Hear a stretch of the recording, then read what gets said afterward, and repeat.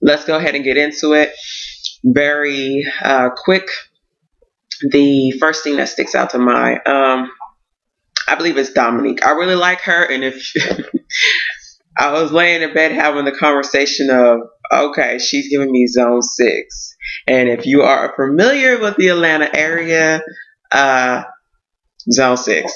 That was the bet. I could be wrong, but it was zone 6. Okay. But anyways, I really like her. She's really down to earth. She was like, she giving me a limit test, a litmus test, she just wanted the other chick with the really messed up ratchet weave whose husband is white, just to, just say it like it is. Don't be so, I don't know, so every chance you get, throw the Bible at someone. And I understand and I believe her name is Ivy, the other lady who wants another baby. I understand where she was coming from. For the most part, I mean, if you're beating someone over the head, that's going to make them shy away from the whole religion type of thing. You're not welcoming. The most, normal, common individual wants to feel welcome when they walk into a church, when they come into contact with somebody who's in the church. You don't want to feel like you're being ostracized or looked at or frowned upon or shunned. And, yes, you should walk into a church in a certain manner, your mosques, your synagogues, whatever, in a certain manner. But, come as you are. Don't be so holier than thou that you make someone just feel like, okay, no, thank you, because that's not really what it's all about. Now, going off of that, let's go ahead and go back to Dominic. I really like her, and she broke down her story about her childhood and everything. And for her, although it seemed like in the first episode that she was really kind of jealous around the whole situation of her husband and their church not working out. But what did they say? To have a testimony, you have to have a test. And she's been through so much that I think that her story and how she's just basically straight to the point about things. And she's honest. You still struggle as a Christian, as a Catholic, as a Muslim, as, whatever, as a Buddhist.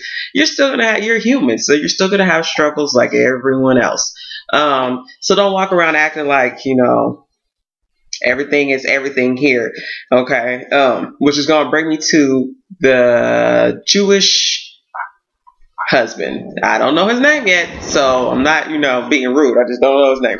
And I don't know his wife's name. I think he made some kind of comment about how he, because Ivy and his wife don't really see eye to eye on the whole, how you interact with individuals.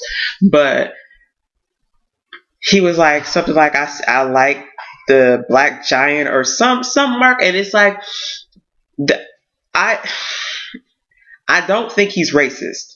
I don't believe he has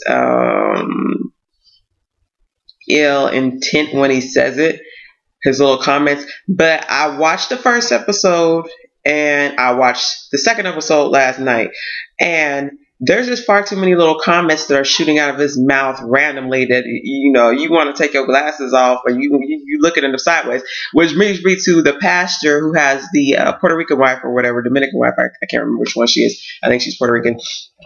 And he was sitting there and, with them at his daughter's birthday party, which I love the fact that he had the party there. He seems like a real dad. Like, hold on now, player. You're going to get up off my son or my daughter, hugging up on her on the back. I appreciate that as a father. He seems like a really good dad. They seem like a down to earth couple, and not everything's about God and Christ and Jesus. And when I get on there and I'm spinning, I pop in my Christian rock. Look, it doesn't always have to be about that. Not everything has to be about that. But because you need to be able to relate to the average individual if you're going to preach the gospel or whatever. But, going back to them, when they're all sitting there, it looked like his sister. He looked at his sister like, I'm pretty sure that was his sister sitting in the chair, like, please don't jump over there and cuss this lady out. And he looked at his cousin who was sitting at, like his cousin looked back like, hey, am I going to have to, it might be a problem. It could be a situation here. So, the way that they come off I don't know what happened in their whole church situation, why they don't still have their church, but the way that they come off as a couple is very strange. And the way that he comes off, the husband, is very disrespectful. It's not that he is too comfortable, but it's almost like, I don't know if he's nervous around the cameras. I don't know what it is. I don't know if he's just being over the top and they want to spin off, or, they just want to get some controversy so they get good followers. I don't know what it is, but it seems like some of the things that he says is like, can you please check your husband? And tell him, like, certain stuff you just don't say. And me personally, knowing a lot of interracial couples, not just black and white, but a lot of interracial couples, and having been in tons of different interracial couples, I've never run across that. Not in my whole life have I run across that, unless you're just like L7 and you've never interacted, or you just didn't grow up around and you don't know the social protocols. Because some of the things he was saying in a general normal standard and around everyday people, you might get hurt. Some of the stuff he was saying was just, where did that come from? Then we have the whole, the Spirit told me I was carrying or whatever the first Black Jewish president, and the Spirit called me to be a televangelist. Do what you do, and do it till you're satisfied. Here comes my problem. If you are raising children that are multicultural, multi-ethnic, different religions, you want to incorporate all of this stuff, that is fine. I am all for that. But when they went to go speak with the lady about how they want to do the whole bar mitzvah for the children, or at least for their son, how are you going to mix the two religions, the two ideologies? They don't go hand in hand. So you're not really having a traditional thing. And I understand trying to mix it up, but this is an old cultural, religious, ceremony. This is a ceremony that has, it's like me saying, guess what? We're no longer doing, Christmas trees and Christmas. We're not going to do red and green and all that stuff. We're going to throw Halloween up in there too. I don't know. It's like, and furthermore, it seemed almost like this was a last minute thought, because most children who are being brought up in a Jewish household, even if you're not Jewish, I mean, you can be Hispanic and you're going to do a whole quinceañera.